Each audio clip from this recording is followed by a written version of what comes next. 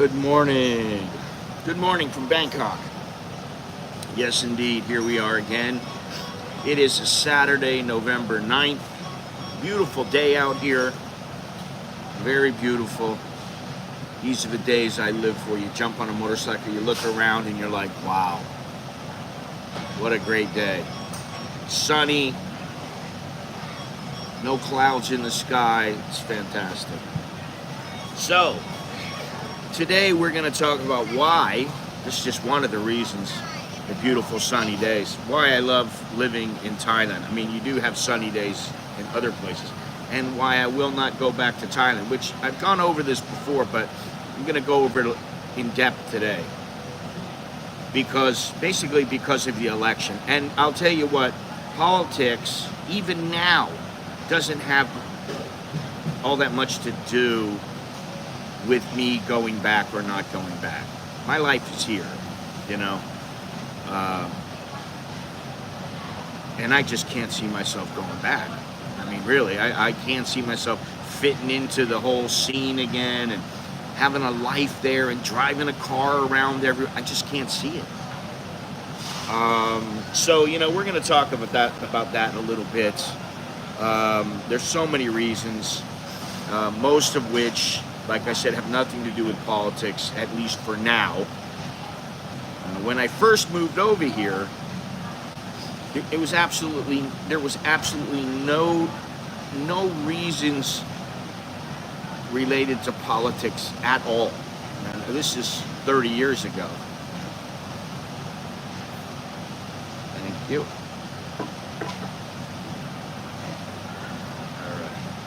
All right, I've got my coffee here. I'm ready to go. Nice cappuccino. And fortunately, they did give me a little water.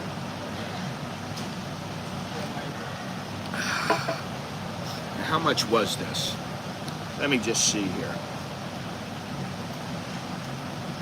Which, okay, it's $3.21.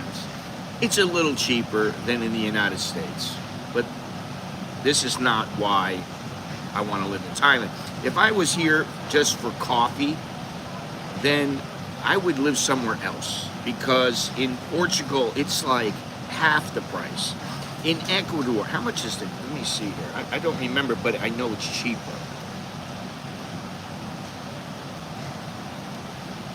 Let me see here. Yeah, a cappuccino is about $2.50. So it is cheaper. The food is cheaper there. And while I like Ecuador, there are some things I don't like about it. But anyway, we're not talking about Ecuador today.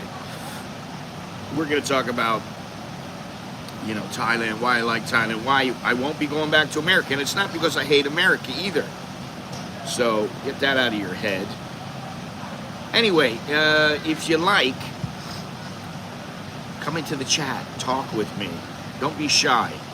The exchange rate today, 34.20. The baht is staying above 34, thank goodness. Air quality index is 75. The temperature is 79 degrees, a beautiful 79, but it will be rising to 91, so it'll be a bit hot. 76 is the low, 83 is the feel-like temperature.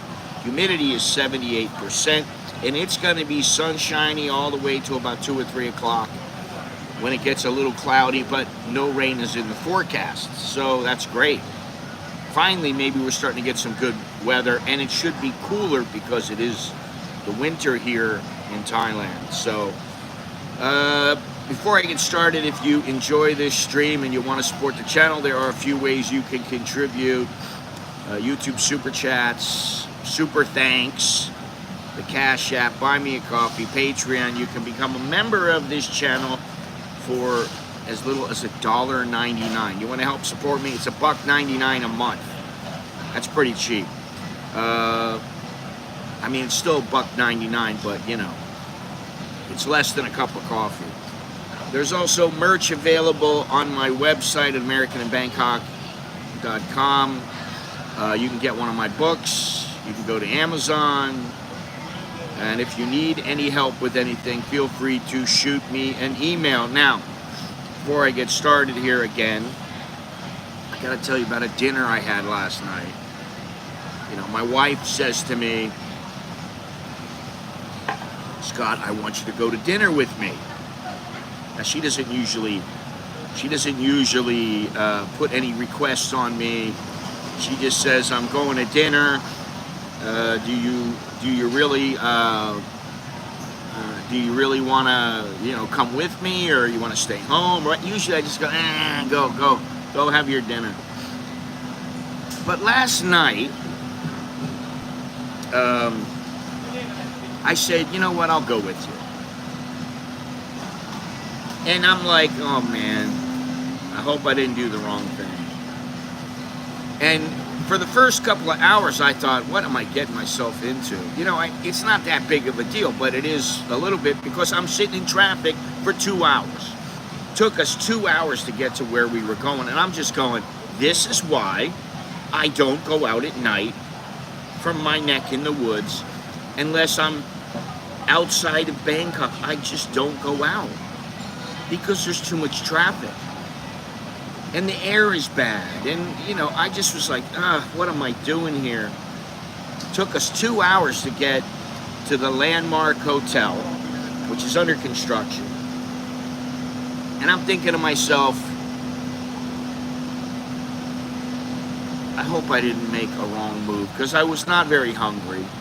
And I'm like, listen, I put together a meal in, 15 minutes, and I'm good to go, and I'm fine. I'm happy with what I eat, what we got at home. You know, we spent a lot of money this week on groceries to stock up, and still I'm going to the grocery every day, picking up, $300, $500, $1,000 worth of food. But okay, so we get there. I'm thinking, I'm asking her, how many people are going to be here? Oh, 4 or 5. I said, okay. People that she works with. How am I living? I'm living good, as always. So, we're the first people there. I'm like, there's nobody here. But I do see, she's like, it's a buffet. I'm like, I hate buffets. No offense to buffets, but I hate buffets because you have the option to eat too much. You order a plate of food, you eat the plate, and you're done. Maybe have a coffee afterwards, maybe have a little dessert once in a while. But I don't like buffets. And I'm like, she's like, the meat is great, you can get seafood, they'll cook it for you, they'll cook it right in front of you, blah, blah, blah. And I'm just like, okay, honey, yeah, okay. I'm just there to make her happy because she wants me to go. It's not a business thing. And I know a couple of the people, and, they're nice. They're nice to me, and we have nice conversations and everything. And they're Thai, right? There were 3 Indonesians there. Hello.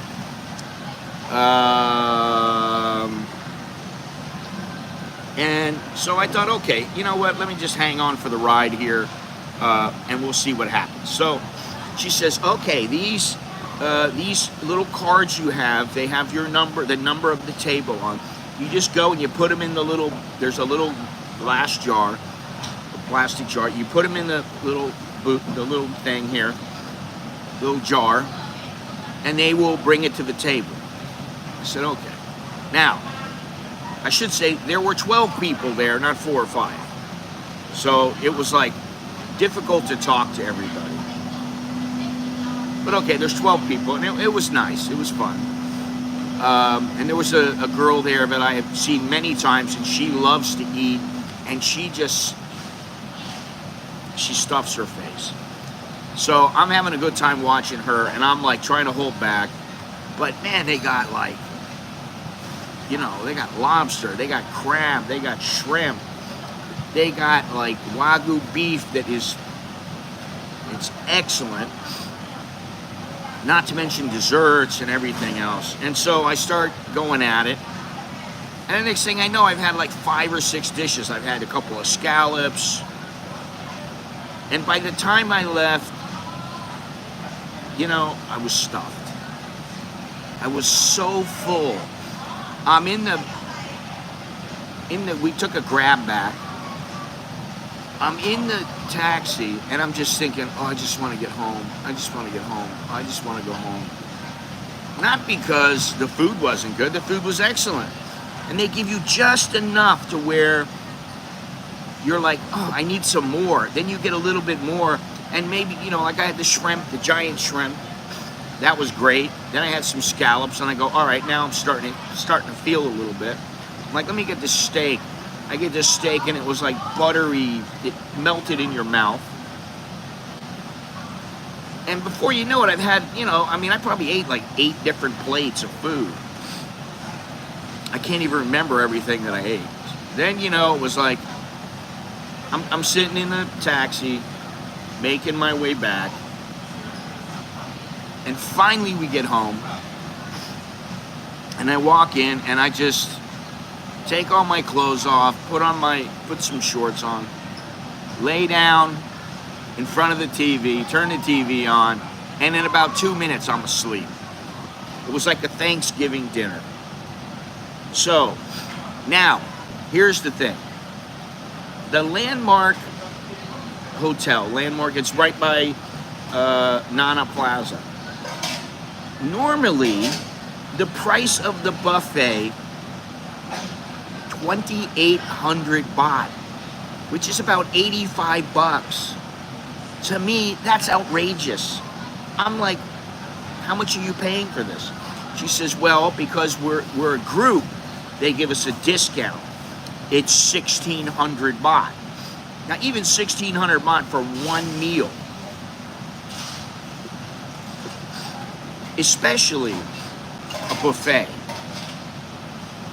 It's not like, you know, an 8-course meal or 6-course meal and you know you're getting this and that. And I guess you know. But to me, 1,600 baht, I'm like, we spent 1,600 baht on this? So it was 3,200 baht for me and my wife. It's just outrageous. Now, would I go there again? I guess if somebody else was paying, yeah, I would. Would I pay it? No, I wouldn't. Honestly, I probably wouldn't, because I think about, I can go to another restaurant that's 800 to 1,000 baht a person, and it's probably even better. I mean, that's just how I think.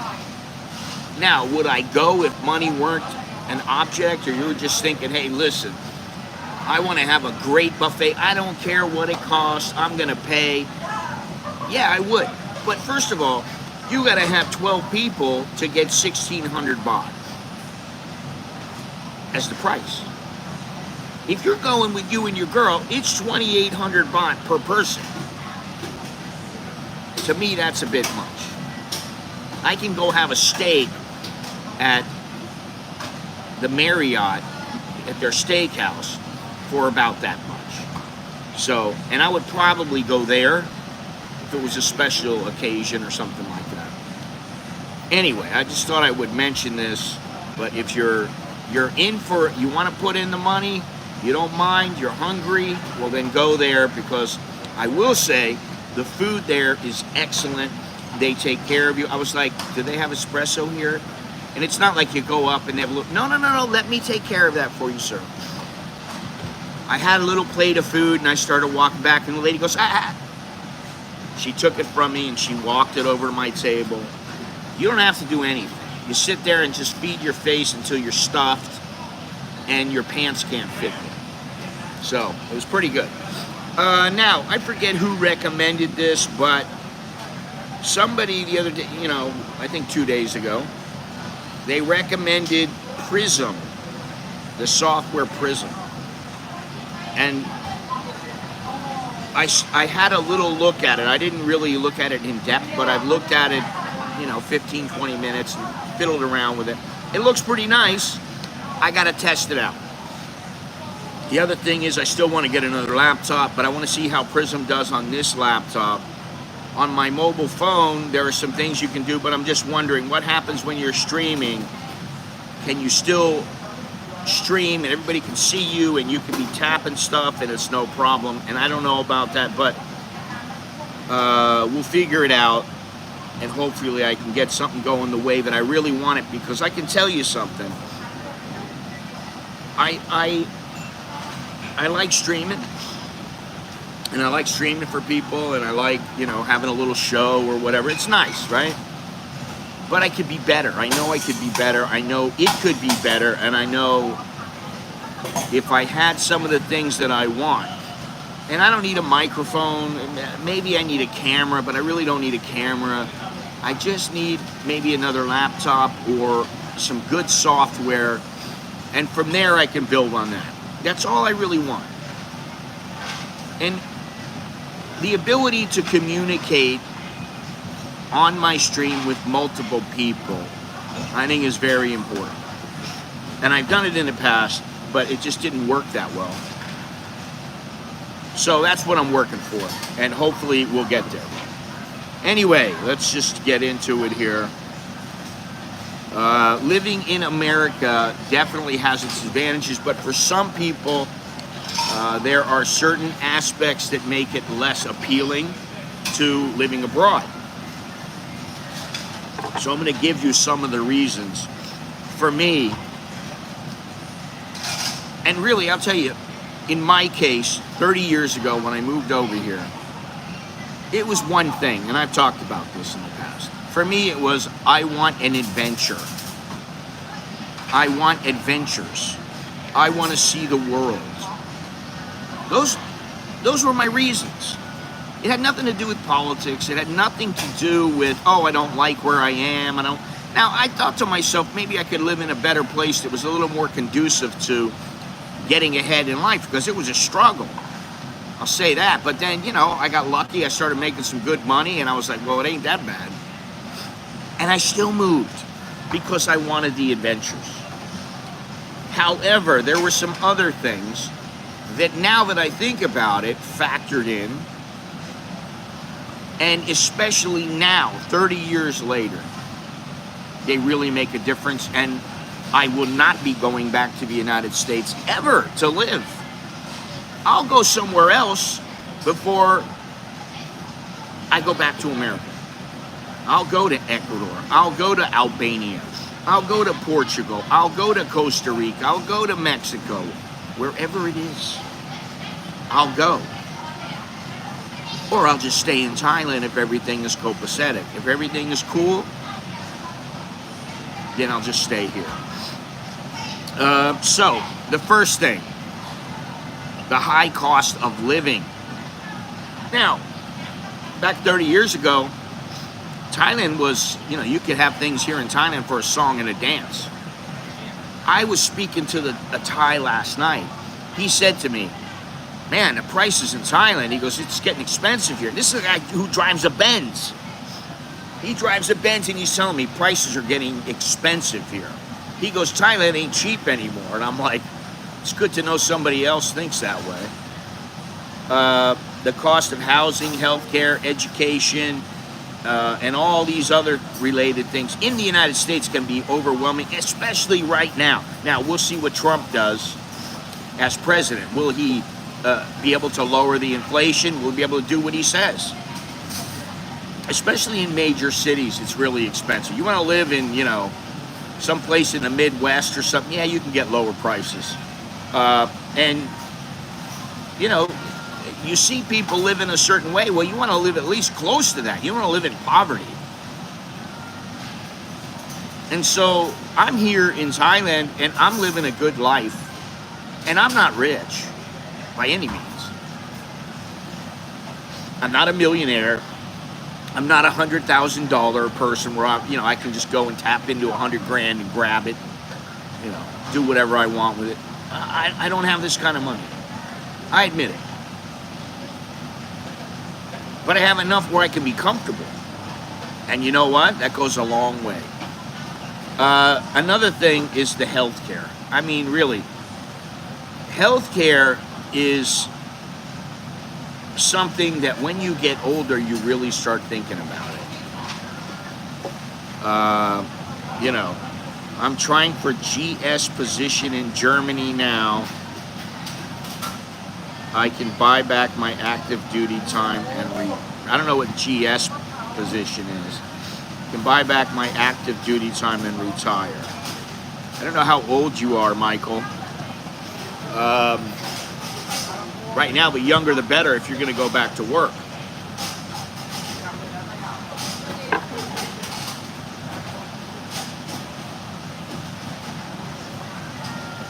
The U.S. healthcare system is one of the most costly in the world, with high premiums and co-pays, and out-of-pocket expenses can make healthcare inaccessible for many, leaving people either heavily in debt or without sufficient care. I know about this because I had a motorcycle accident. It put me $100 grand in debt. Unbelievable. This is back in, I don't know, it was like 85 or something like that, 86. A long time ago. Unbelievable. I was like 100 grand. And I was in the hospital for like 3 days. That was it. I couldn't believe it. I was like, you gotta be joking. You're 46, and how long do you have to work to get back your, to be able to retire?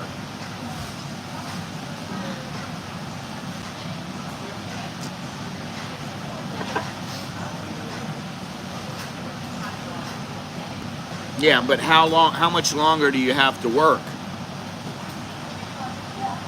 You got a job I applied for, and I think within one layer of being hired, I was like, oh, you got to work another 10 years, Jesus Christ. Well, you got to do what you got to do, I guess. If that's, if you like the job and, you make money at it and everything, why not? And you can retire, and you know what? I always say it's better to retire with more money than less money.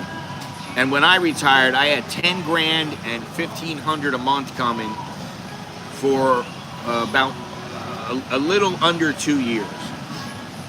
And I didn't get it all. And if you love it, then, it's not really work. And you're in Germany, that ain't bad. Some people go, oh, Germany, but you know what? That's not how I look at it. Every place you go is an adventure. And I know about that job because I've looked into something similar. At least I think it was similar. This is many years ago. I looked into it because I wanted to do that because I was a photographer. Now I don't know what it is. I don't have the same motivation. And what's funny is I'm 62 and I'm like, I don't have the motivation to go out and run around and shoot photos of people and sweat my ass off. Maybe because it's hot here, but I just don't have the same motivation. I don't have the same motivation in the gym, although I do still go in the gym. I don't have the same motivation in the gym. I don't have the same motivation, period. But every once in a while, I try to get myself motivated and, do something. Anyway, another thing is that many Americans are involved in a work-centric culture. Everything is about work. Your personality is based on what kind of job you have. And many Americans experience a fast-paced, work-driven culture, often with limited vacation time. A lot of Americans get 2 weeks vacation, and maybe you get a week, and after the first year you get 2 weeks.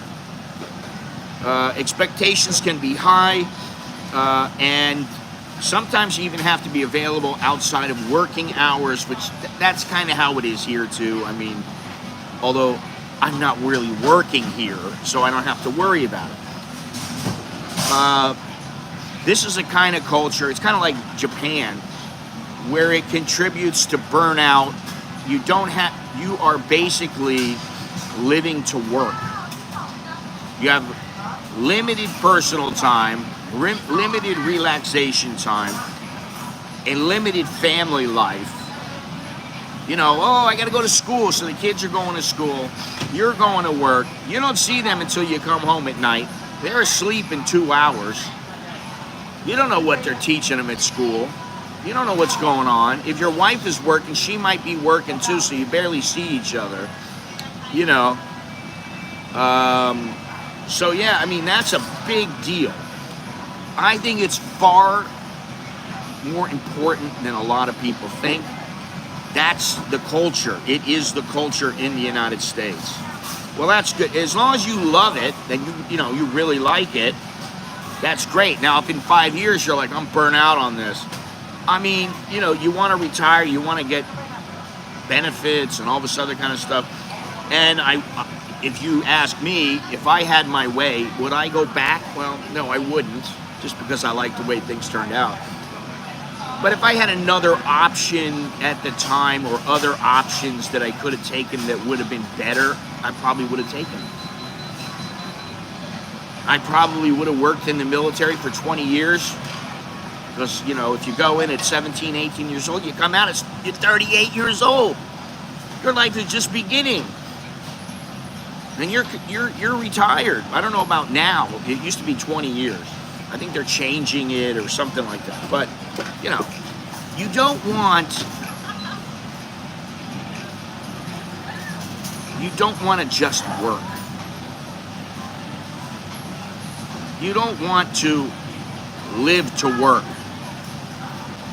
Well, that's good. That's good. You really don't want to do that. You want to work to live. You don't want to live to work. And I don't think people should forget that. Because if you do that, then your life is not based only upon what you're doing. I mean, sometimes you're involved in things. I know a couple of people. My friend from Ecuador, he's involved in the film business. But he's got a film festival.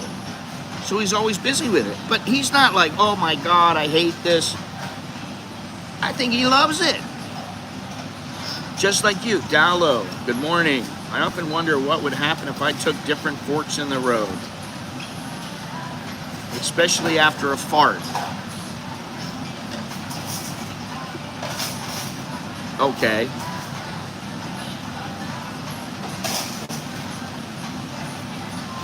I guess. Now, these things were not really that important when I was younger, when I came over here. But I thought it was fart, Dallo. Let me just get into this here. Political and social tensions. The climate in the U.S. is kind of polarized now, and the resulting social divisions can make life feel a bit tense and exhausting, and you have to look at this constant barrage of news and debates and, conversations and who's this, who's that, and you don't even know who to believe. That didn't happen when I was younger. I'm 62 now. When I was 32, 31, these things weren't going on. It wasn't that important. Social media was, and I'm amazed. I mean, I tell you, I'm amazed at social media, what it's done, and the smartphone has done to people. I have to yell at my wife now, get off the phone. I have to yell at her. Kind of, maybe not yell, but I have to say, hey, get off the phone already. What are you doing? Oh, I'm sending a message to my friend. She wants to know about this. I'm like, listen, get off. Your friend isn't sitting here. Last night I'm at dinner. I look over and there's 12 people. 2 of them are kids. And they're on the phone. Well, one of them's on the phone. The other little kid is, eating marshmallows or something. Marshmallows covered with chocolate. There's 10 people. There's 3 people talking. And every other person there was on the phone. And I'm thinking, oh my God, this is the generation, because they were younger than me. I'm the oldest person there. In fact, I think my wife is like the next oldest. Everybody's in their 20s and 30s and maybe early 40s. So I'm the old person at the table. And I'm looking over going, oh my God, why are all these people on their phone? Now, I'll admit it, I took some photos of the food because I just wanted to have a little memory of it. I wanted to show it off. Oh, look at this good food, blah, blah, blah. Boom, the phone goes down on the table. I'm not looking at it anymore. I'm not looking at, oh, what's going on with the political race, what's going on in the House of Representatives, what's going on. I don't care. What's going on at my table? And then one of the guys, a Thai guy, came over to me, sat down. I know who he is. I know him, right? We've met a couple times and, you know, talked.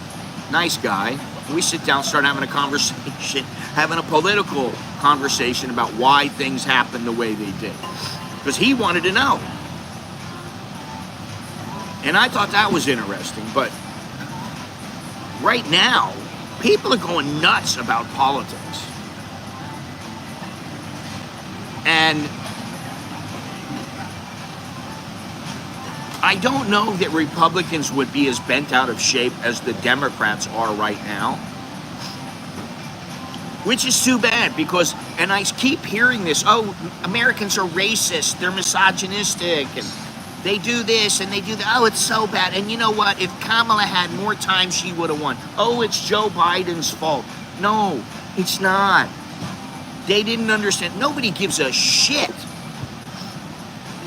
about Kamala Harris. All they care about is what does this person B for blue, what does she say about all the policies of America? What is she going to do for the economy, for immigration, for taxes, for this, for that? What's she going to do? And people look at Trump and they go, oh, he's charismatic. Oh, he comes out. Yeah. In the end, okay, some people are swayed by that. Not me. I don't really care. Like him, dislike him, it doesn't really matter. What I care about is, okay, now I feel like even being over here, that some of the tension is gone. You don't have to think to, oh God, who's going to win? Oh my God, what's it going to mean for the world? Oh my God, which I never really had that kind of anxiety. But I did think, wow, I kind of wonder who's going to win. I think I'll win, but I'm not sure, you know. Now it's over. I don't have that lingering over my head, and people don't have it in America. So you move on, and you go, what's next? What is he going to do? That's all that matters. What he says, okay, hopefully he does what he says. They're happy, I guess. That's really what matters. What gets accomplished. So in another 100 days, in another year, in another 4 years, we can look and go, what has he done that he said he would do?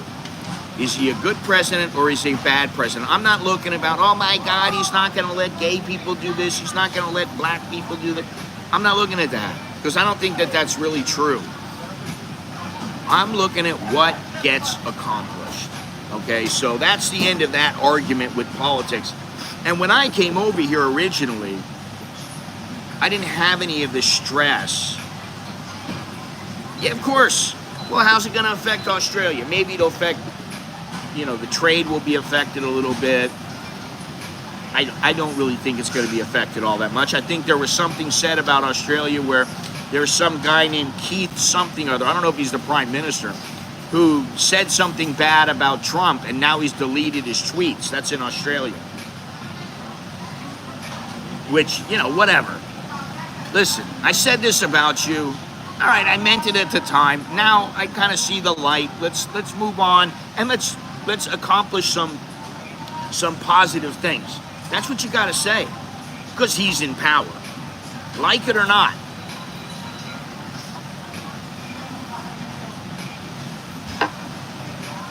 You know, if you don't have an opinion, I don't have an opinion.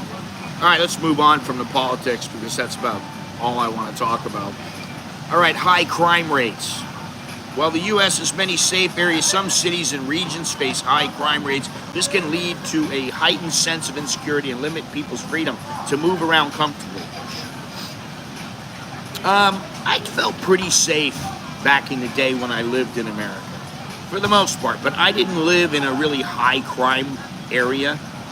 I could go to high crime areas, but that was like an hour away, hour and a half away.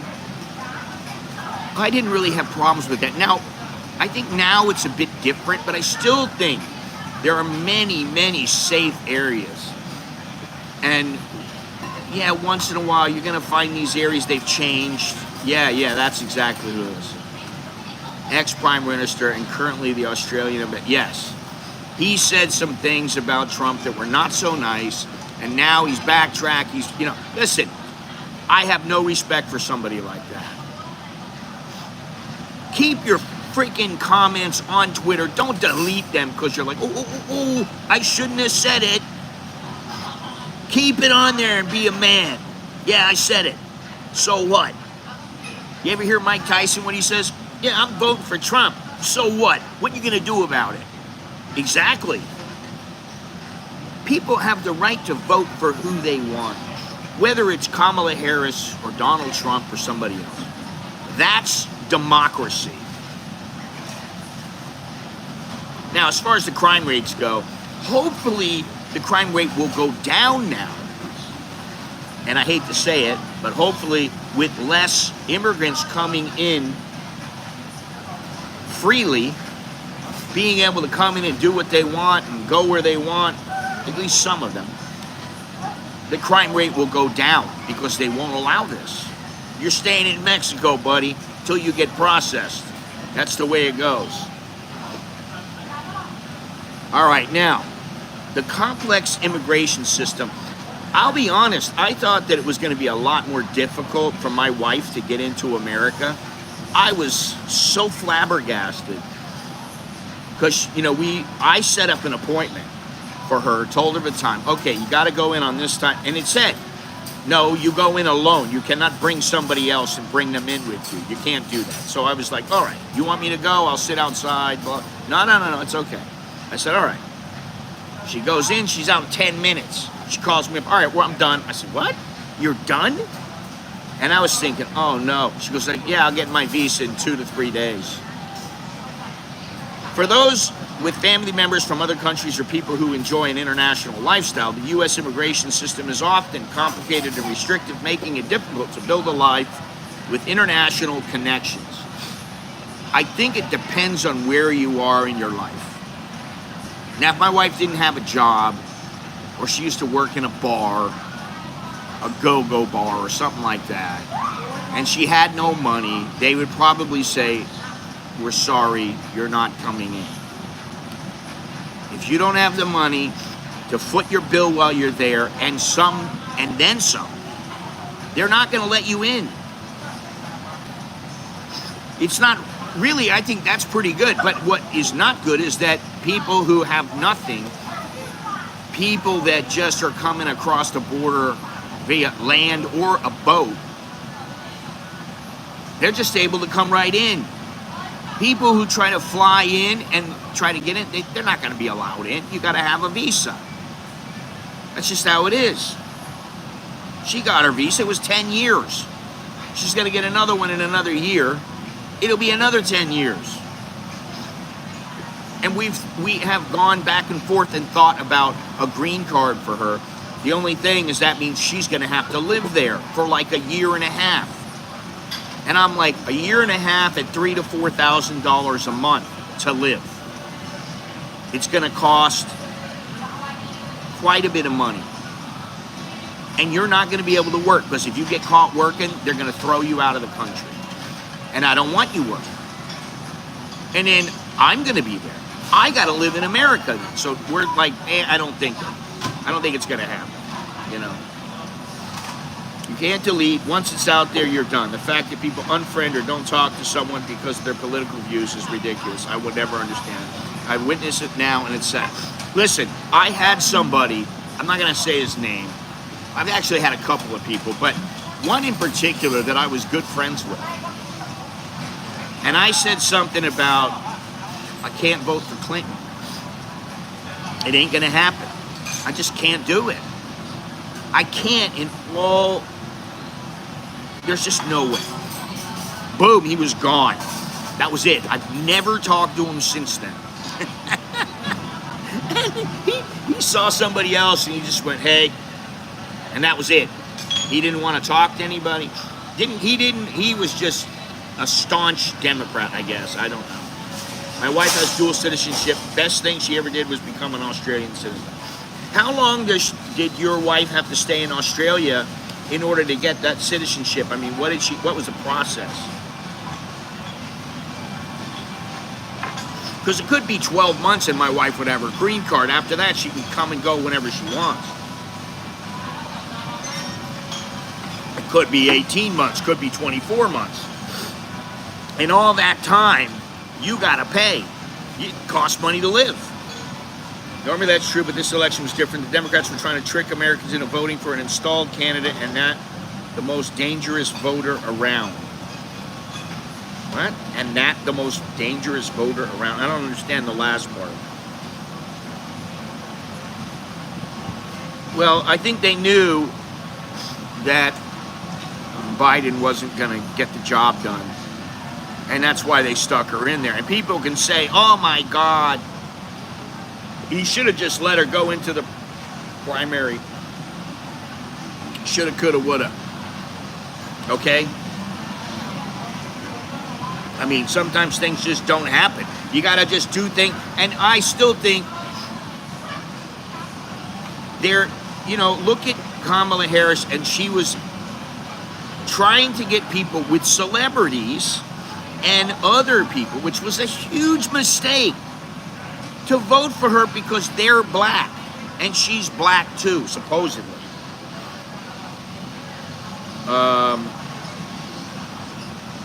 And that's the wrong reason to vote for someone. I don't care if you're black. I don't care if you're white. I don't care if you're, whatever you are. I don't care. What I care about is, what are you going to do when you get installed as the president or whatever you might be? That's what I care about. All right, so let's get back to this here. Consumerism and debt. America has a culture of consumerism that encourages people to spend and live beyond their means, and that was definitely the case for me. Up until I started my business at the end, which lasted for about 3 years, I didn't have money. I was always broke, man. Carnivore Chronicles, how you doing? These celebrities got paid campaign money. Yeah. I mean, I'd like to know how much did these celebrities get paid?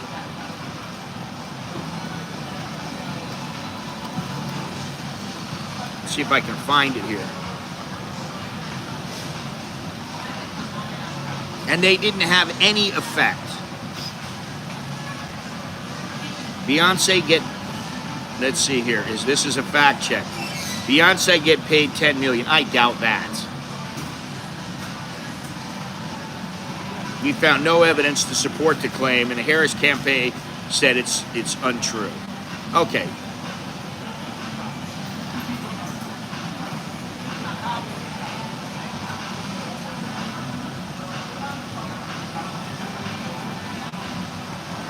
Yeah, it doesn't say that. I can't find out how much, but whatever.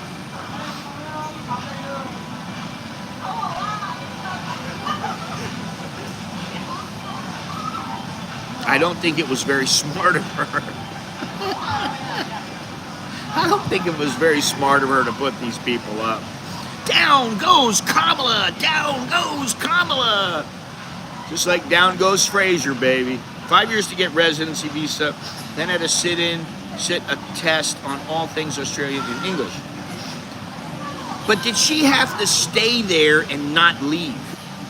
That's what I'm wondering. Good morning, all. Good morning, Joe. How you doing? America has a culture of consumerism that encourages people to spend and live beyond their means. That sentence says it all. You're the consumer. You're not the person who is making something. You're not a creator. And that's why a lot of people want to create, no matter if it means I'm going to have yellow hair and a nose ring. I'm a creator. Sometimes that's what it means. Combined with easy access to credit, this can lead to high levels of personal debt, adding stress to daily life. Yeah, when I lived there and I had bills, you know, for a $850 apartment 30 years ago, and then I had to have money to go out. Every time I went out, it was $20, $40, $50, $100. You know, if I went out on a little drinking binge with my buddies, I might spend $100. That was just on booze. You know, and that's just a waste.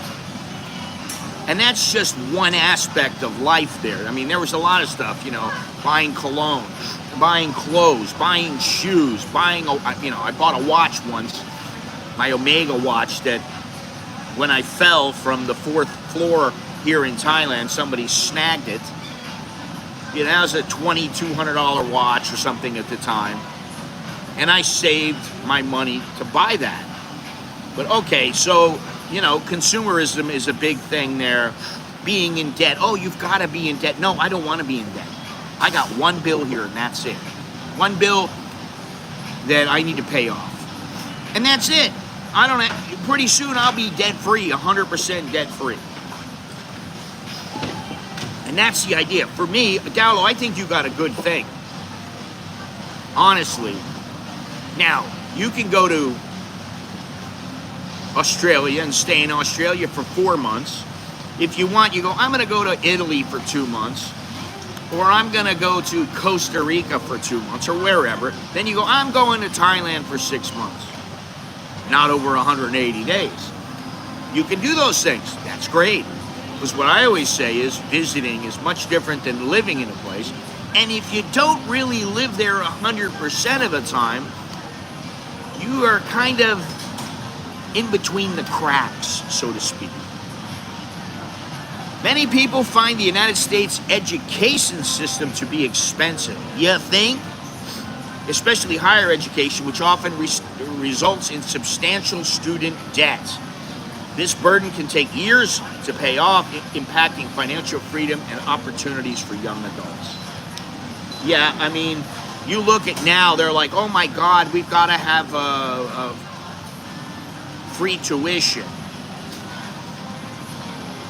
All right, Michael, take care. Good luck. You're not in Germany now, right?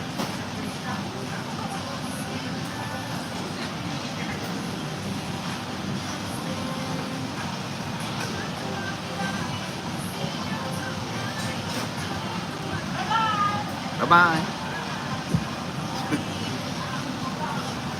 It works for us so far. Who knows down the track? Well, yeah. I mean, do you have a house sitter when you're gone? Or do you have any animals or anything like that? Because I know that's something my wife thinks about. Oh, let's go away for a month. Oh, what about the kitties? Ugh. You're not bringing them with you. That's how I look at it. You're not bringing them with.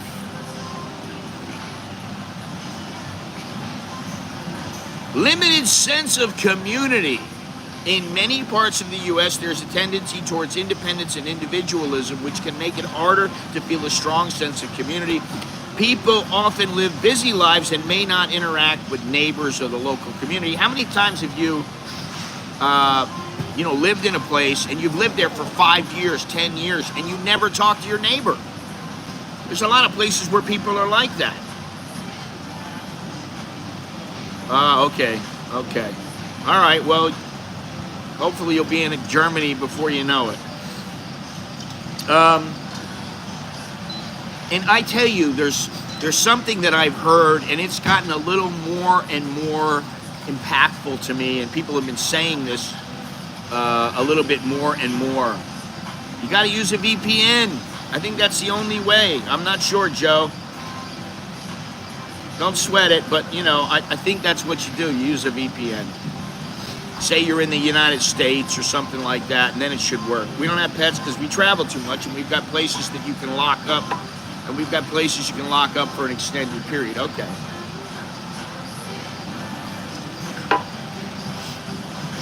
See, what we would do is we'd be like, all right, Alex, Nicholas, even if you guys got an apartment, guess what? One of you is going to be watching the house when we're gone. We'll see you later. Watch the cats. Take it easy. You know? I don't know, you know, we've been planning this trip, but I just keep looking at some of the things I want and some of the things that I'm going to spend money on in the next couple of months. Yeah, look into it. It could work. It should work. I don't know why it doesn't work, because I think in Thailand now you can make a payment, but I know through a VPN you can. And you can look and, you know, you can get a VPN and sometimes it's free for a little while. Sometimes it's like, you know, maybe it's $10 a month or something like that. I don't know. I got one on my phone and that's all I really need. I don't really need it on my computer. But yeah, I've heard a lot of people say, I feel alone here. I don't really have many friends. And I think as you get older, your circle of friends kind of dwindles. I don't know a lot of 65-year-old people who are like, I've got, you know, 100 friends, and they're all great friends to me. I don't really know people like that. Now, maybe there are people like that. I don't know. Maybe I'm just missing something. But I think as you get older, okay, I don't know, Robert. You know, that's what I've seen. So, you know, it depends. But yeah, there's a lot of people out there that are like, oh, you know, I don't, the women, now women, you know, all the ones that want me are old and they've got a bunch of kids and they got baggage. And that's why I've said to you guys, if you're in your 20s, man, you better make damn good use of it. Don't get involved too quickly. Don't just settle for the first girl who goes, hi, honey, how are you? Oh, you look so good. Don't get involved with that chick. Bide your time. Vet them. Put them through the tests. Let some time pass. I'm not saying don't hook up. I'm just saying before you commit 100% and say, yes, you are now in my life. You can dictate to me a little bit. You can talk to me about what I'm doing and tell me you're not fond of it, you are fond of it, whatever it might be. And I can do the same to you. I'm involved in your life. Before you get involved in something like that, you better damn sure make sure you had your fun, you're doing the things that you want to do, and you're not just stuck with some chick and you go, I'm 23 years old and I got this girlfriend. I'm so scared to tell her I want to break up with her, so I don't break up with her. She might just kill me. You know, or they're nutcases. Some girls are nutcases, just like some guys are. It's not the end of the world. Right? You know, if you do get involved with one and you go, hey, listen, I made a mistake. I'm not really ready for this. I need a couple of years to mature. You know, please understand me. It's not you, it's just me. You know, there are things you can do. And if you're not dating, then maybe what you need to do is you need to put a little effort into taking care of yourself, doing whatever you have to do, whether it means going into the gym, whether it means, you know, if you got hair that's in like 4 patches on your head, shaving your head. That's why I do what I do. I didn't always have to do that. I had hair before and there was no problem, right? And then I was like, oh, I got a little bit of a receding hairline. Before you knew it, I'm like, Jesus Christ, I'm losing my hair. All right, so I shaved my head. And if they like me, they like me. If they don't like me, okay, whatever, bye. It's not a big deal. There are millions and millions and millions of people in the world. Maybe you can snag onto one of them. In America, you see your coworkers more than your family unless you work remote. Hey, that's how it is here too. I gotta say, that's how it is for a lot of people. Now, my wife works at home like 2 days a week, and my kids love it that she works at home. because you know they don't bother her, they don't pester her or anything like that. But every once in a while they might come down and go, hey, what about this? You know, can you do this for me, Mom? Or what about, you didn't tell me about whatever it is you said you were going to do. And you know, they can talk to her, and they like that. But I can't see, especially like now, you know, she works in a corporate environment, which I only did like one time in my life. And I hated it. She's good at it because she knows when to keep her mouth shut. With me, I was just like, you know, I'm gonna do whatever I want. So I've always been a little bit different with that, but okay, so she does good at it. But when she goes on trips, sometimes she'll go, listen, I got to go to this place. You can't go on this one, but how about the next one? Because this time the boss is going to be with me, or, you know, I'm going to have to report right to him, you know, as soon as everything is done, blah, blah, blah. Okay, I understand it. It doesn't matter to me. And now I'm at an age now where, like, I don't need it. I don't need her to be with me every minute. I don't need her to validate me. I don't need any of that shit. You don't need a woman to validate you. What you need is her to support you and back you and be strong with you. And you got to do the same for her. You should believe in her, you know. So as far as the community, the sense of community goes, I think it's very important. I think it's something that's a lot more important than what people think. And the reason is because if you look at how people live and who lives the longest, people with a community, who have that sense of community, who have a close-knit group of friends, are the ones who live the longest. And that's what it's all about, living the longest. And, you know, like, I always look at it and I go, that guy lived and he was 33 years old when he died. How did he live? Well, he had a good life for about 5 years. But you know what? I've had a good life for 62 years. I win. And I don't mean that in a bad way. But it's the truth. Somebody lives, you know, and they're 24 years old. It's sad they die, okay. But you lived to be 85 and you had a great life. You had a really good life. You enjoyed yourself. You had fun. You had a lot more time here than they did. Because believe me, when I'm gone, you know, I might be remembered for a couple of years, and then people forget you. You know, that's just how it is. You get forgotten. I mean, look, there are people, they don't even know who Steve Jobs is. You know, you think about that. There are people who don't know who Abraham Lincoln is, don't know who George Washington is. Now, you can say they're foreign, but I mean, every foreigner should know a little something. Maybe it's about their own country. Okay, maybe it's about America. I mean, when it comes to America, why would you not know who Steve Jobs was? Now, if you're living in a village or something, I kind of understand that. But if you're living in the modern world, I would say, you know, you got to know these things. Anyway, now in America, there is a lack of walkability and public transportation, and outside of major urban centers, many American cities and towns are built around cars. And I said that about California. The public transportation system, I don't know how it is now, but when I first came over here, it sucked. I lived in Washington when I came back from Thailand, my first trip back from Thailand, when I came back to work to make money. And I started working on a boat, but it took me a little while. It took me about 2-3 weeks to get a job. And I was taking the bus around, and I was like, this sucks. It's like you got to get up 2.5 hours early. You're out the door in a half an hour. You catch the bus, it's like, you know, it comes, you're like 15 minutes early. I'd go have a coffee. I'd get dropped off, go have a coffee, and then I'd walk to where I worked. And I'd be there, you know, 15 minutes early. And I just thought, man, this sucks. It's not even like, you know, now I just go, I take the SkyTrain, take the bus, take the taxi, I got a chauffeur.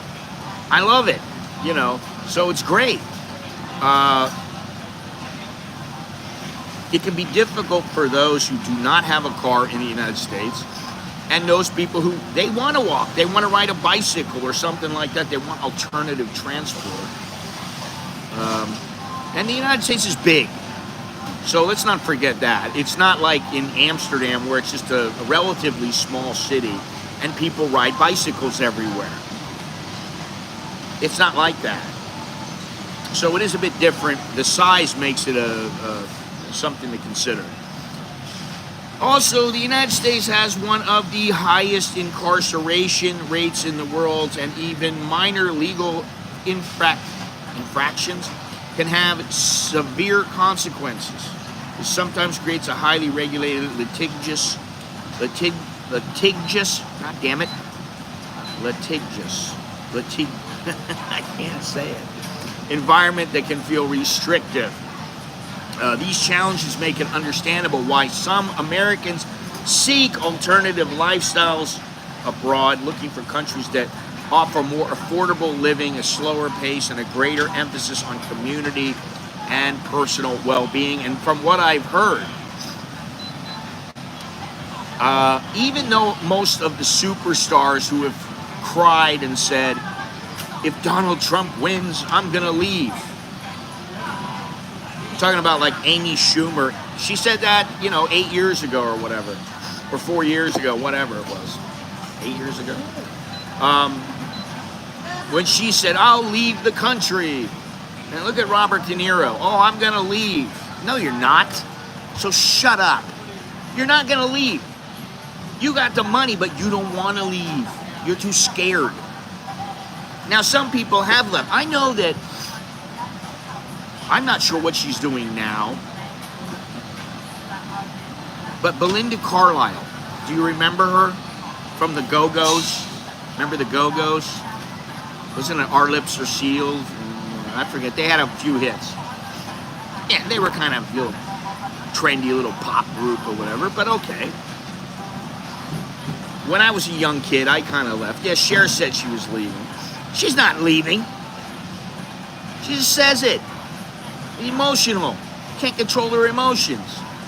She can't go, listen, I'd really like... She can go wherever she wants. Why doesn't she? Because she likes her life here in America. Oh, Donald Trump's going to do this, he's going to do that. Most of the time, he's not going to do a goddamn thing. He's not going to do nothing that's going to hurt you. And if he is, it's probably you're going to pay you might pay a little more tax. Or maybe you'll pay less. It really depends. But these people ain't leaving. However, what I will say is that there has been an increase. Let me see here. I want to see the percentage.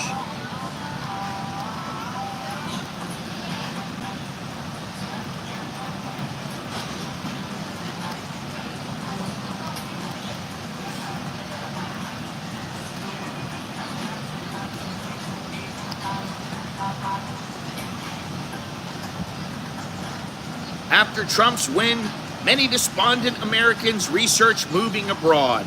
Americans' search for how to move to England increased tenfold. Americans' interest in moving abroad skyrockets after Trump's win. What does this say here? But what's so funny is these are all left-leaning publications. Here's another one, the New York Post, which is not left-leaning. Trump's historic comeback leads to a staggering 1,514% surge in Americans looking to move abroad. Unbelievable. That's according to Visa Guide World. Wow. Search traffic for immigration-related pages on that particular site grew by 338%, with would-be expats zeroing in on the easiest countries to relocate to. Germany Visa.org saw a 336% increase in traffic on immigration pages. A Norway guide saw a 437% increase, more attention towards people wanting to move to Norway. How to move to Europe, 1,566%.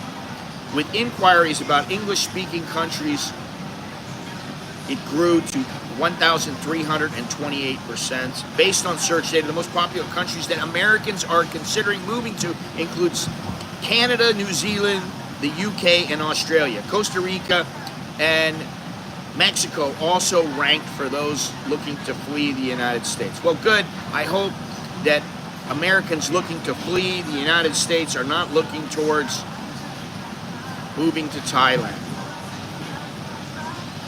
No offense. Let me see this here. Americans' interest in moving abroad skyrockets after Trump's win. Here's how many would actually leave. I think very few would leave.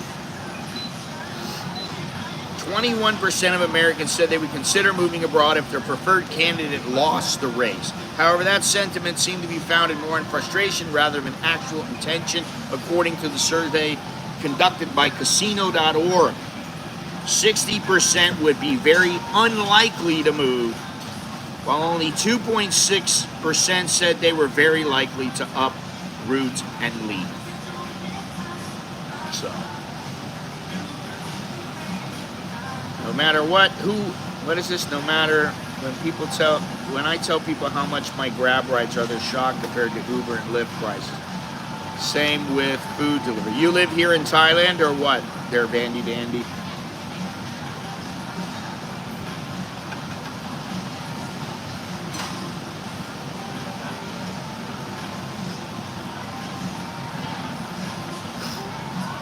I just want to flee from American women. I don't know that that's necessary, but Jesus Christ, some of the women that I've seen whining and crying online, I'm like, I heard one woman say, for the next 4 years, I will not be sleeping with a man. And I suggest you get off your birth control, don't sleep with men. And I'm like,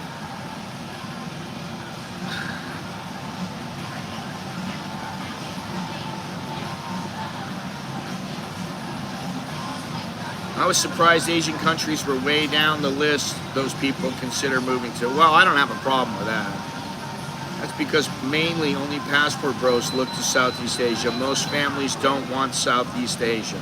I just want to flee from American women. I go back and forth from China, Thailand, and America. In Vietnam currently. Well, I just came back from Vietnam, from Da Nang, and I liked it there. It was very nice. The only thing was there was too many people. But, you know, I could have got away from that and went a little more inland. If I'm staying in a beach community, I mean, listen, people like living in beach areas. Listen, before I continue, you know, I've got this little goal up.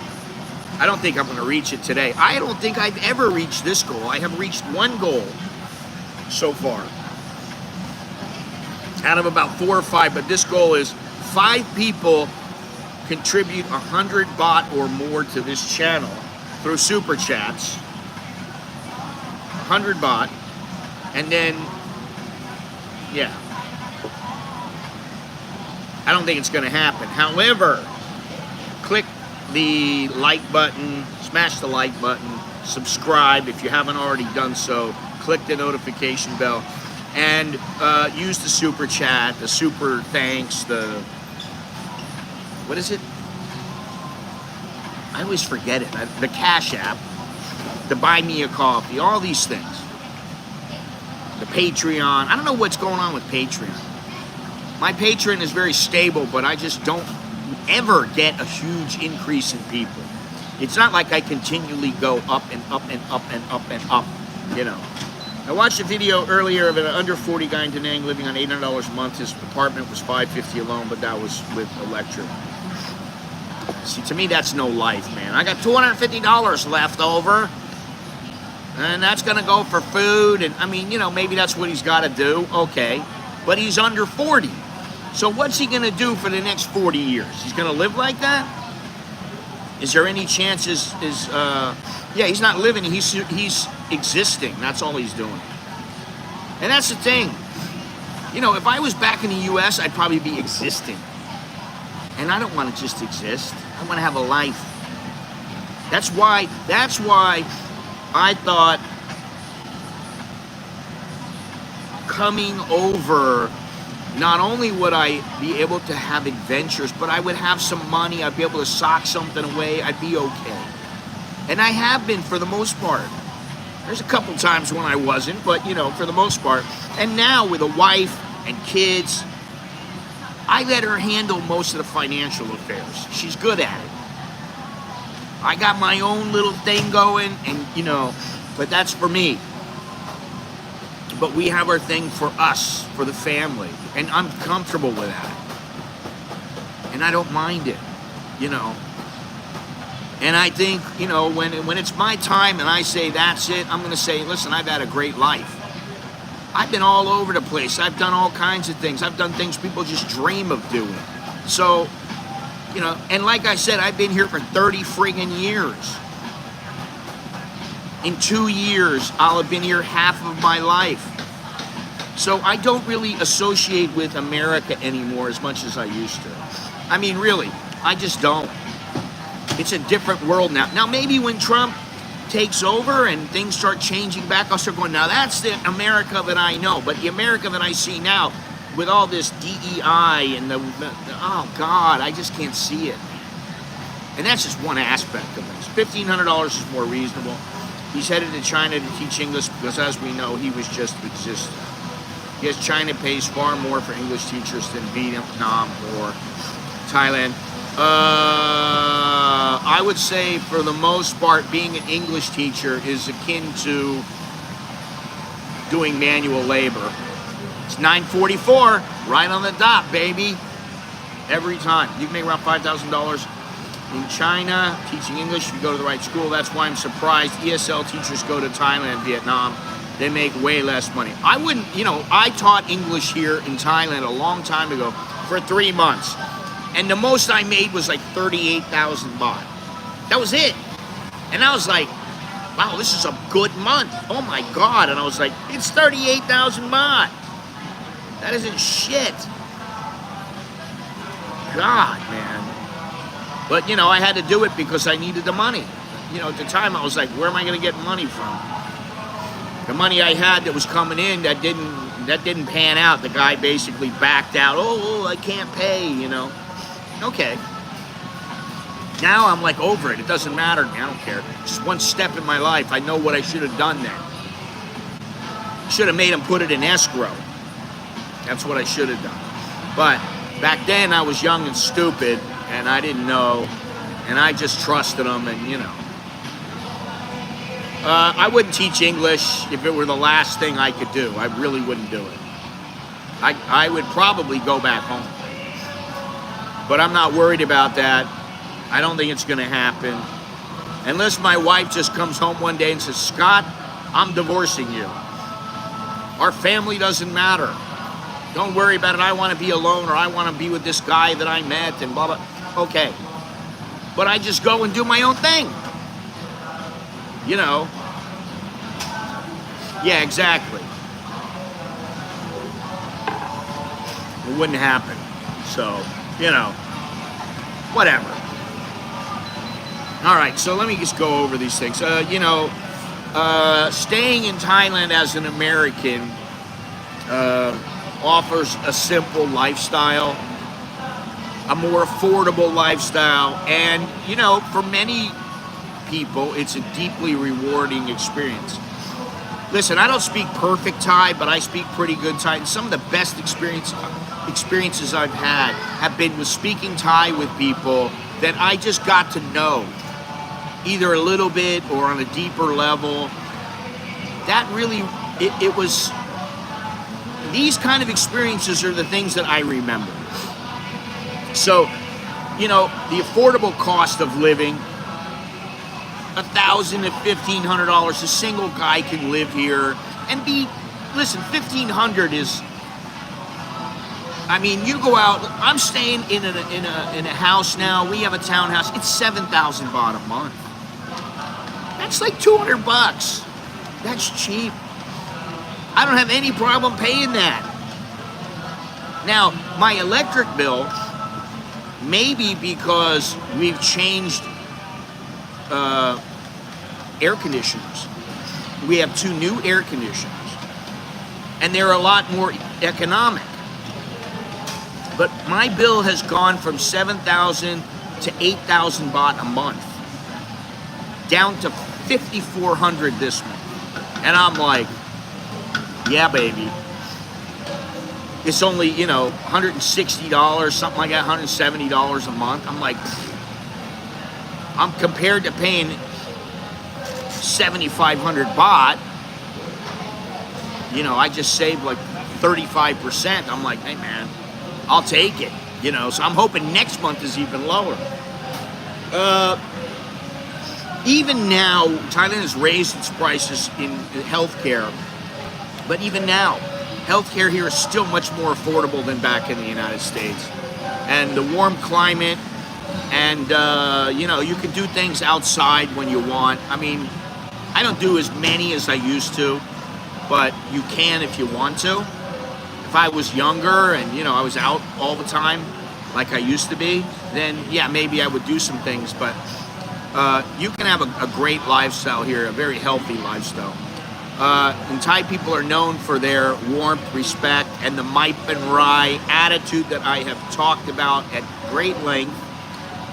No worries, never mind. That attitude and the welcoming environment can make people feel more peaceful, more inclusive, and especially for retirees and expats that just want to live here. People that come here notice it right away, and they can't put their finger on it most of the time. Most of the people can't recognize, oh, why does Thailand feel so much different?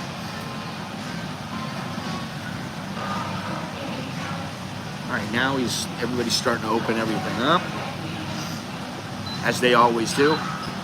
Thailand is a treasure trove of beaches, mountains, jungles, and cultural heritage. Whether you're exploring the hidden temples, discovering vibrant markets, or heading off to a tropical island, there's always something new to see and experience. I mean, think about it. There have been some temples that I've gone to that are fantastic. For the most part, most temples, you know, it's like you're going to another temple. Big deal. But once in a while, you find a temple, like the temple on the border that I climbed when I was climbing and going around it on the wooden plank where you can barely walk. You know, I went to David Beckham's temple, which was interesting, but it was closed. The main part was closed. So that kind of sucked. You know, you go to places like in Chiang Rai, the White Temple, the Blue Temple. Those are fantastic temples. And, you know, you go there and after like an hour or two, you're like, all right, it's time to leave. Okay, it's a nice experience. I don't forget those experiences. Thailand also has a thriving expat community, and it's fairly easy to connect with others who have similar backgrounds. I mean, most of my friends are American. I have a few Thai friends.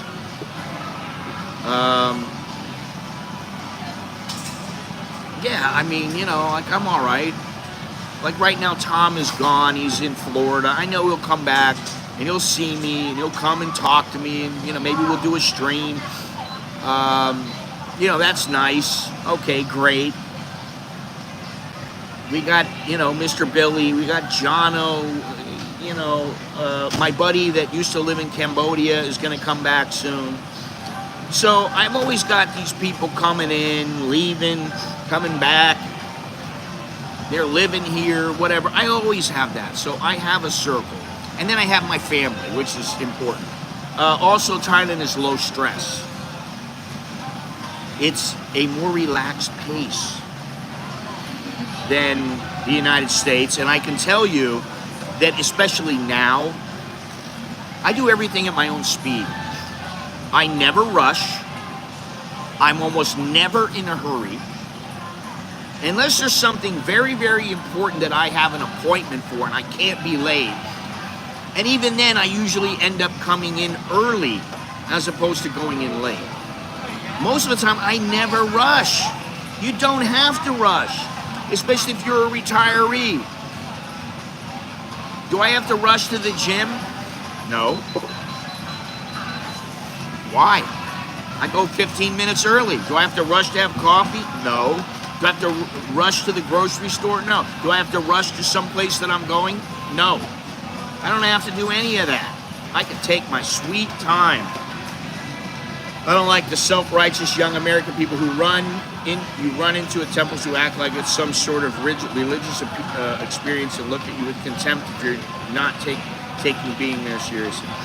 Well, I look at it like this. Listen, buddy, when you've been here for 30 years, you can tell me about it. Otherwise, shut the fuck up. I don't want to hear you. You're a tourist, and I appreciate that. But I've been here, 50 times. I mean, that's how I look at it. If I've been to a place and it's the first time there, then usually I'm a tourist and I have admiration and respect, and I always carry those things with me. I just may not communicate those to other people. I may not verbalize that. I don't have to. Everybody approaches things their own way. I don't get a lot of problems from the younger people. Because I don't want to say anything if they're doing something, unless they're doing something really stupid, then I go, what are you doing? Why are you doing this? And I don't get aggressive about it or anything like that, because I'm not looking to get in a fight. I don't want to do any of that. Ah, shit. Oh.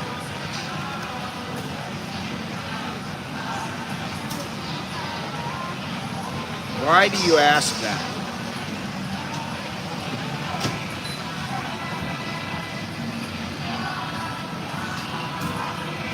I don't want to live in Pattaya, but I know that that's a ways away from Pattaya. And I know it's a very nice little area and all that kind of stuff, but I don't want to live there. There are better places to live, in my opinion. I'd rather live on an island somewhere,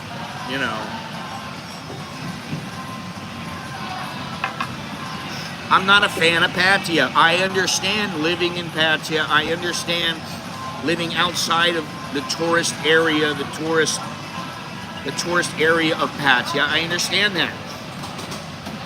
And if I was forced to live somewhere, I would live outside of that area.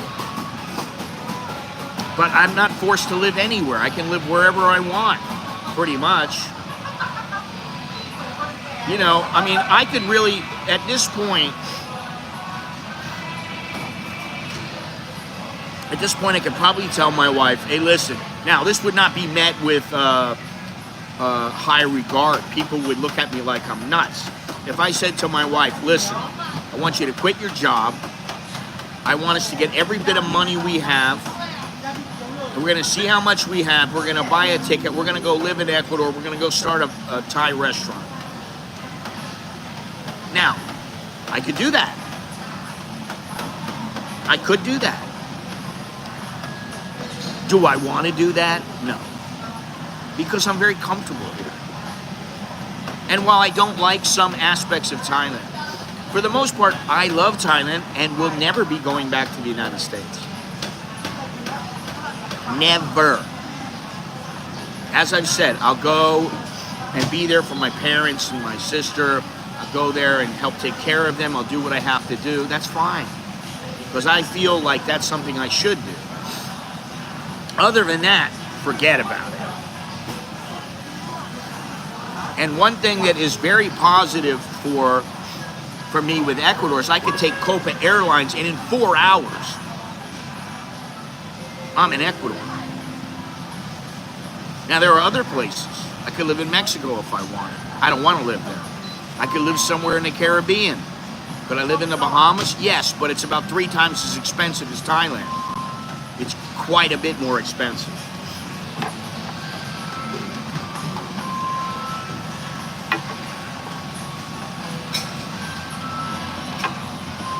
But one thing remains certain. I will not be moving back to the United States. It's just not going to happen.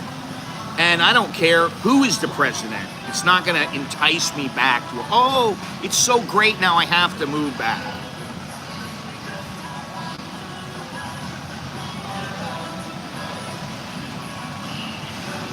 Doesn't matter. Robert, it doesn't matter. To make it clear, it just doesn't matter. First of all, I don't really want to buy a condo. I want a house. Carlos, how you doing? What's happening? Where are you? What do you say? No. I know that. I know you're not trying to sell me anything. Because I ain't buying anything. So, I mean, you know, I know that. And like I always say, you're the one who opens your wallet up. It's up to you. If you want to open your wallet for a chick and give her all your money, that's up to you. You want to go buy a condo? That's up to you. I don't want a condo. A townhouse? Yeah, maybe. But a house? Okay. Now, would I live somewhere if I had a house and I wanted to retire there? Yeah, I don't know. But honestly, I like the South.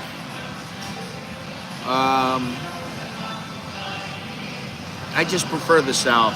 I don't know why. I like the pakat laying in bed waiting for this grass to hit. Oh, it sounds like you're doing a lot. You're just chilling, huh?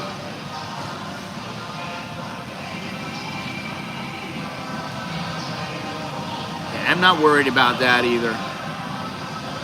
I'm not worried about that.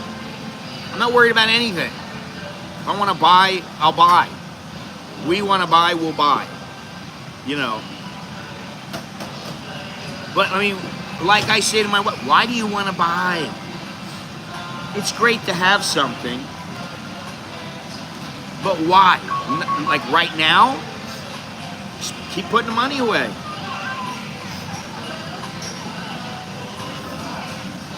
That's under control.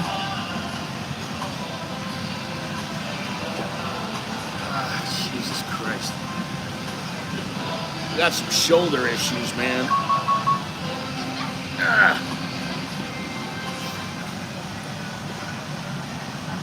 Hopefully you're keeping the pain under control. Well, that's what I always say. I'd rather have money. Honestly, I mean, it's nice to have a house. It's your house. You own it outright. But honestly, I like having the money. Because the money means you can do a lot of different things. The grass will take care of it. Oh, the grass. Oh, that grass. Oh, I'm sorry. I was thinking grass outside on the lawn. I was like, you're just laying in bed watching the grass grow. Oh my God. Weed, herb. Such a big ordeal here in Thailand, the weed. Oh my God. Oh, all these people. I can't believe it. Now you got people coming in. It's that time. The mall is now open.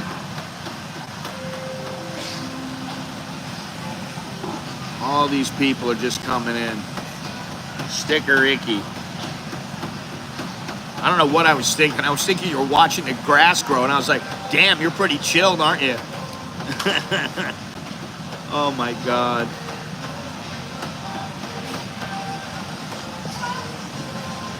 Thing renting a home in America for income in Thailand is you can get away without paying taxes on the rent you pay. Wow. I don't worry about taxes too much, man. You know, that's the least of my worries. At least now. At least right now.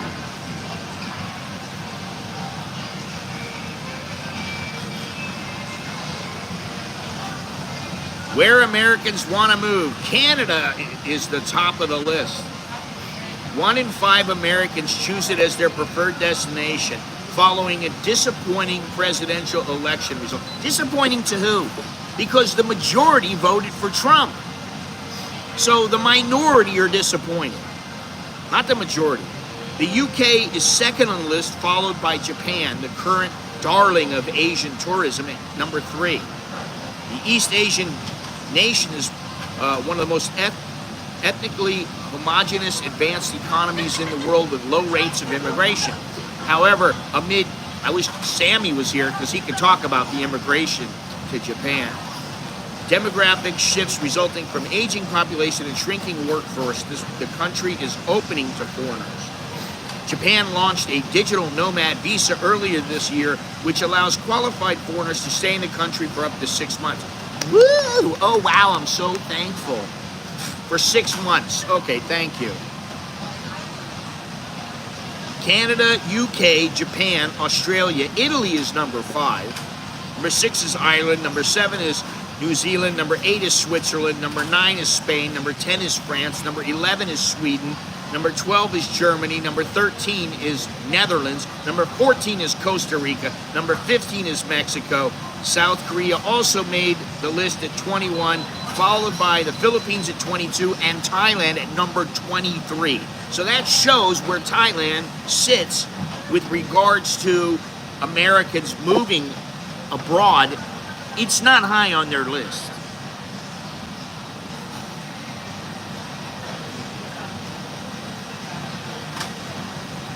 Renting can be an issue. You have some tenants that will trash your place, and then you have to spend more than you earn to repair it. That's true. That's always true. Americans be like, it's too cold in Ohio in the winter, so I want to move to Canada. Carlos, I have a property management company handling my 2 properties. They thoroughly vet the tenants and handle everything. Yeah, that's the way to go. Although sometimes that's not enough, but I mean, that's kind of the way to go. Americans want to move abroad. 30% is because of culture. 20% is job opportunities. I don't know that. I don't understand that. Healthcare is 19%. Weather, 10%. Crime, 8%. Ancestry, 6%. Taxes, 3%. And education, 3%. This is a poll of 4,000 Americans aged 18 to 65 about moving. It's about moving abroad following the outcome of this year's election. 2/3 of people, Americans, said that the country is on the wrong track, down from 73% who indicated the same in January of 2024. Well, there you go. I don't know how much I believe of that.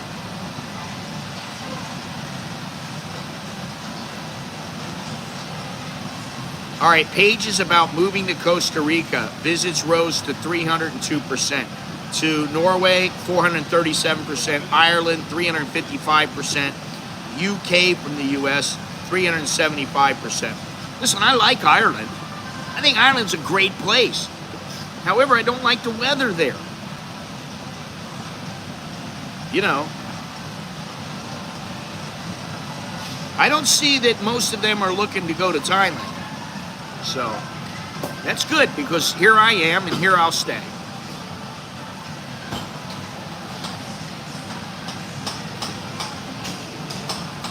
Do you pay taxes on the money you collect that way? That seems like it will be reported and thus have to pay taxes. Okay.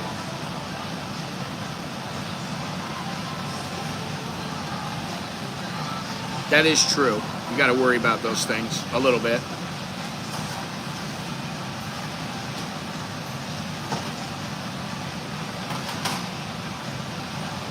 I don't pay taxes. Oh, God.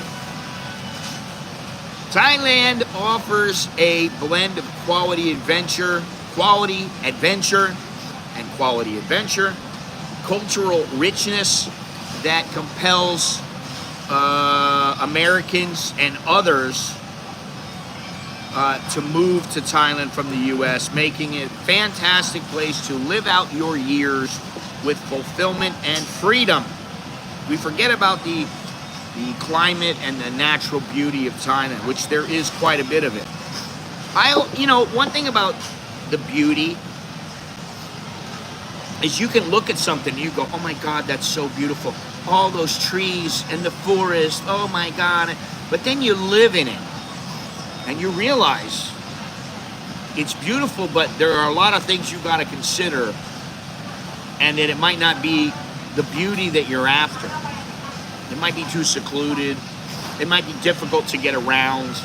There's a lot of things you got to think about when you're just looking, oh, it's so beautiful. And the beauty fades. I hate to tell you. You walk outside, and you might walk outside for a month or two, and you're like, oh my God, this is the most beautiful place. But then you get to a point and you go, Yeah, I've seen it a million times before. I'm gonna have my cup of coffee now. You know? So, once again, if you are enjoying the stream, if you enjoy this stream and you want to support the channel, there are a few ways you can contribute. YouTube, Super Chats, Cash App, Buy Me a Coffee, Patreon, become a member of the channel, get a book on my website, whatever it is. There are ways that you can help. And I need your help. There are very creative ways to fill out a 1040 tax return. I agree. Beauty is skin deep. Basically, you write it all off is what you were saying. Well, yes, there are some very creative ways to handle your taxes. That's all I'm going to say.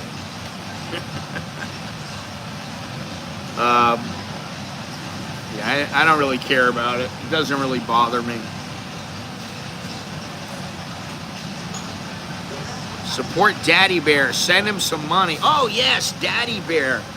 I just talked to Chuck this morning because I had to get some ink for my printer. And when he left Thailand, God, I don't know how many years ago now, he left Thailand, he gave me a printer. It's a black ink only printer.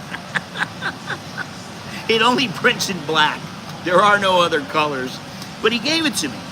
I'm like, all right, yeah, I'll take it. I could use a printer. My printer took a shit. I'm like, I don't want to buy another one. He gives me the printer, and it works great. I never had to put any ink in it. For years, I didn't put ink in it. It finally ran out the other day. I go online looking for it, for the ink.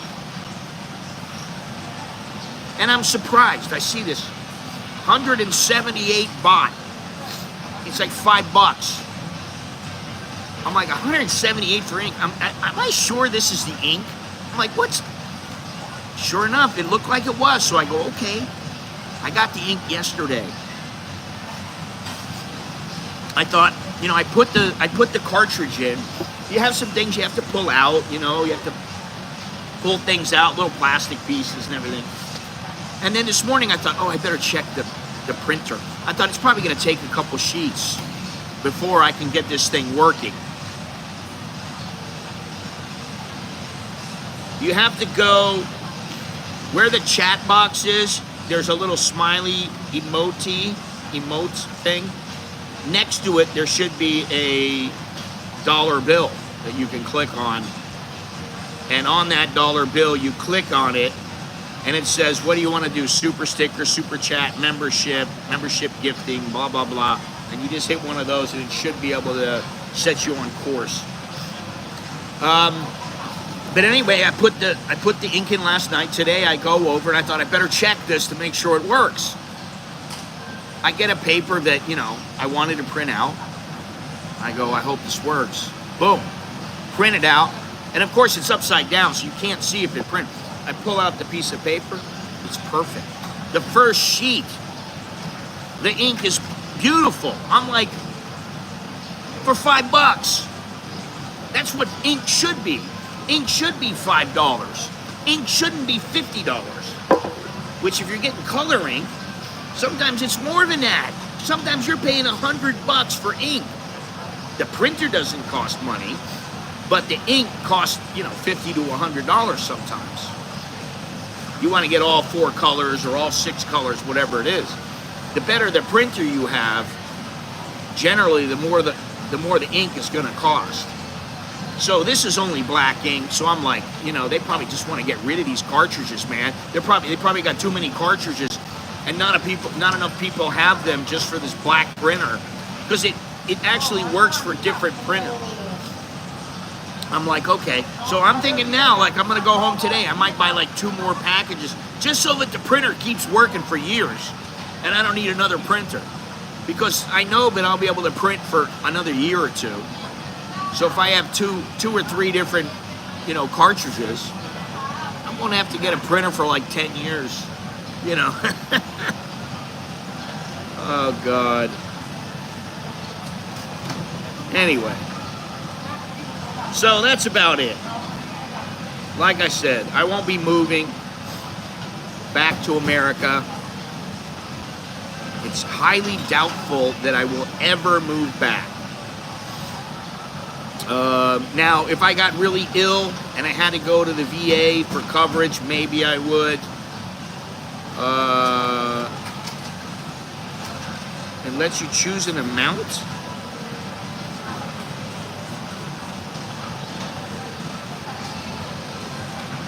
Yeah, you see, maybe you got to make your, like I'm looking at it now and it says this super chat counts towards a creator's poll.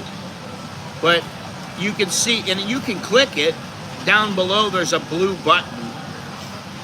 And you can't really see it very well. But you're able to send it.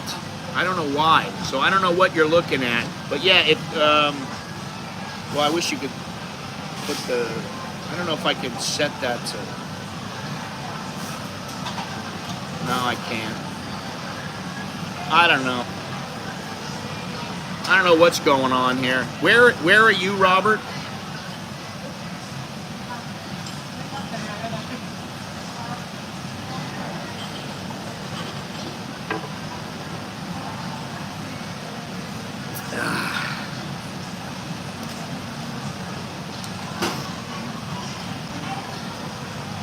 My eyes are going bad. This is something I'm going to have to invest in. Oh, yeah. Well, that's true, Aisha. Nice to see you. That's true. I forgot about that, you know, but okay. Yeah, but you know what? Like for 10 bucks, 15 bucks, it might be okay. And they pack it really well. So it's not like, you know, I mean, maybe it wouldn't work. I don't know. Maybe I'll just have to find out, you know. Indiana. I don't know why that is. You should be able to do it. I don't know why. I have no idea. I mean, I'm here in Thailand and I don't need a VPN. I can click down on the, where it says show your support for an American in Bangkok. I click on it. It says super chat. Let me try super chat because I've tried super stickers before. No, that works. Super stickers. Oh, okay. I didn't do super stickers. Super stickers. You can choose the amount. You can choose the little emoji thing. Oh, and then there is no button. But I think what you do is you just hit enter. You just hit enter and it will send it. I don't know if you're looking at super sticker, super chat, whatever.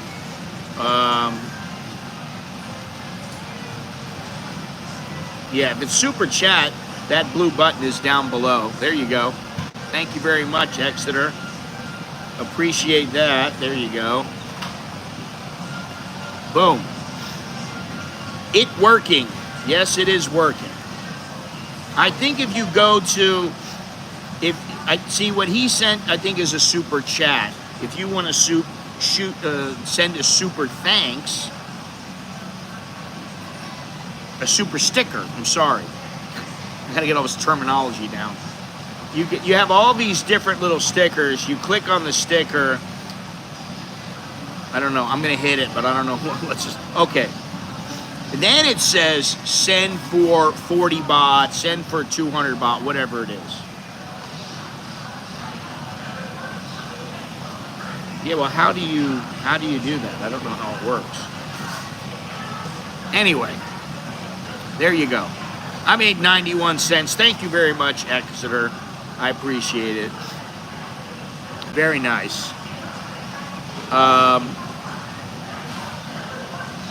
Yeah. So hopefully some of us will figure these things out. Joe Ford has a problem because he's in Thailand.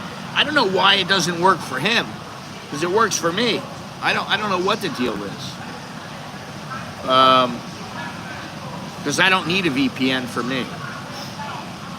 But you know, whatever. Listen, you guys have been very good. That usually it takes a while, but some people start giving. And they generally give every once in a while, and I appreciate that. It works out good for everybody, helps me, you know. So, and like I said, listen, I looked at something the other day. I found two things. One is a set of Shure microphones. I seriously can't figure it out. I was able to become a member of your channel, but I can't figure out how to say.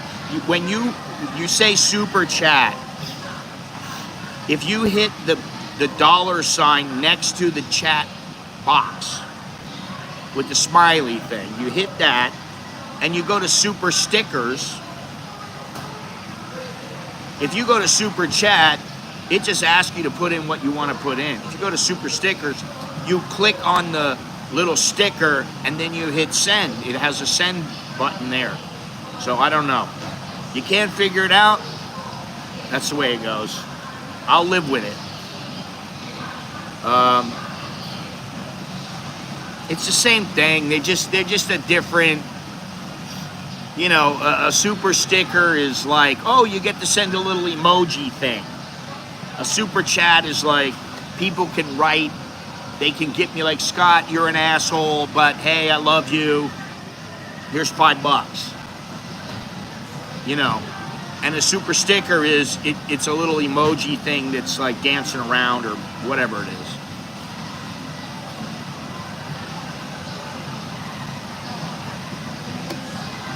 That's how it works. Anyway,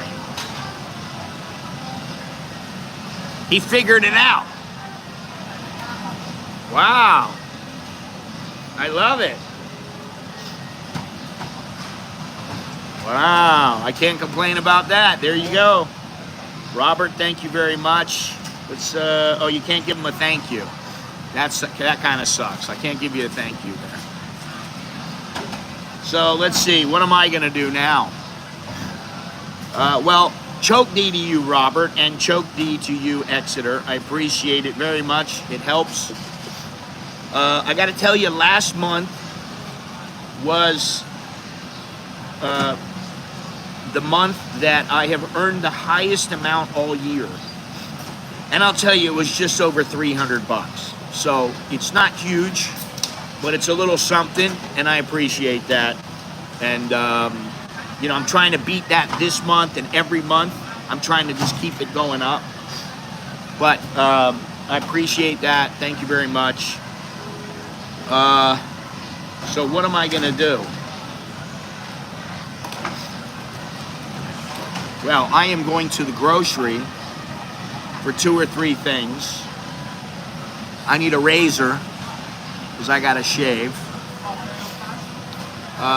Some more cheese, some bread, and I don't know, maybe some toothpaste. Then I'm going to go down to the market and get some bananas. Then I'm going to go home. Then I got to edit a video, which I've been trying to do for days now. And I have not been happy with the way it's been going, so hopefully I'll get it done by Monday morning, which will be Sunday night in America. But anyway, thank you, everybody. Robert, now you know how to send a super sticker. Thank you, and what else do I got to say? So this is the end. That is all. We are done. Thank you all very much for contributing and for joining me. I hope to see you next time, which I think will be on Monday. If not Monday, it'll be on Tuesday, but I think it's going to be Monday this week. So I'm Scott. I'm an American in Bangkok. Bangkok to be specific, at least right now. I'm in Bangkok. I always wonder what's going to happen if I move somewhere, if I move to Portugal or Ecuador or Albania. I don't see myself moving there, but you never know. I always think, well, now I won't be Scott, I'm an American in Bangkok. I'd be Scott, I'm an American in Ayampe, or I'm an American in Ecuador, or whatever it might be. And I always think, I wonder how that'll work out. Will people just leave my channel in droves because I'm not talking about Thailand anymore, and I don't have 30 years of experience? So, anyway, choke D, that's good luck. They'll jerk en mai, that's see you later. And Again, I appreciate you guys joining me, and I will see you soon. Be well.